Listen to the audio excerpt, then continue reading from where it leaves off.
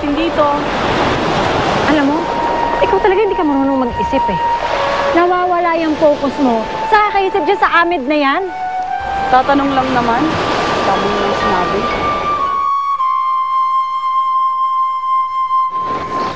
Ikong? Ma, Nasaan si Sig? hindi rin nagpaalam sa akin, ma'am. Kailangan ko siyang makausap para maliwanagan yung lalaking yan. Hindi ko alam saan nagpunta.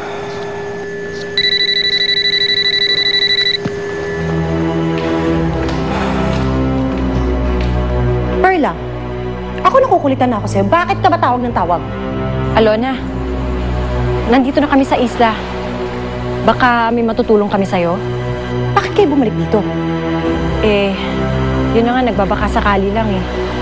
Baka, kahit na ano, kahit taga-alaga man lang doon sa aso mo. Wala na, hindi ko na kayo kailangan. Wala na si Alicia, okay? Ha? Wala na si Alicia? Patay na siya. May pumatay sa kanya.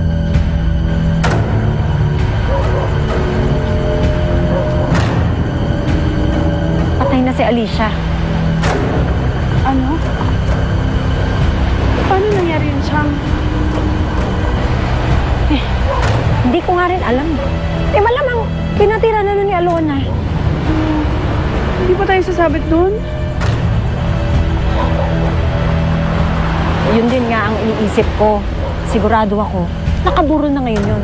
Ika, makiramdam tayo.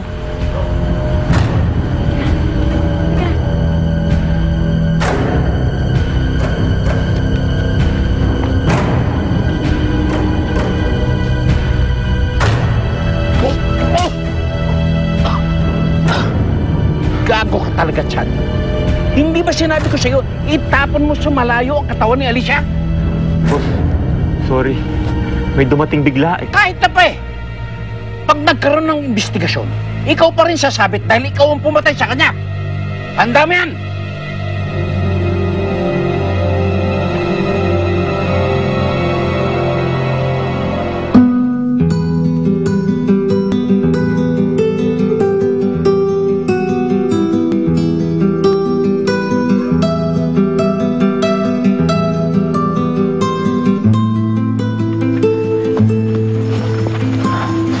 Mananahimik ka na lang ba? Ha? Eh, ikaw ang tunay ng pamatay, hindi ba? Bakit di mo sabihin ang totoo? Hindi ka pababayaan ng asawa mo. Chad, ano eh? Ano ka ba? Puro init ng ulo pinapairan mo. Mag-relax ka lang, ha?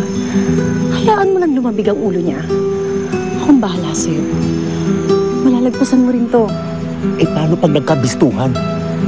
Paano pag idinayin ako asawa mo? Chad, hindi mangyayari. Trust me. Paano kung sumama ka nun sa akin? Umalis tayo dito. Total, malabong mahanap ang perlante. Tsaka na natin pag-usapan yan. Kakilala mo ako, Chad. Hindi ako pumapasok sa isang bagay na hindi ako sigurado. Bakit?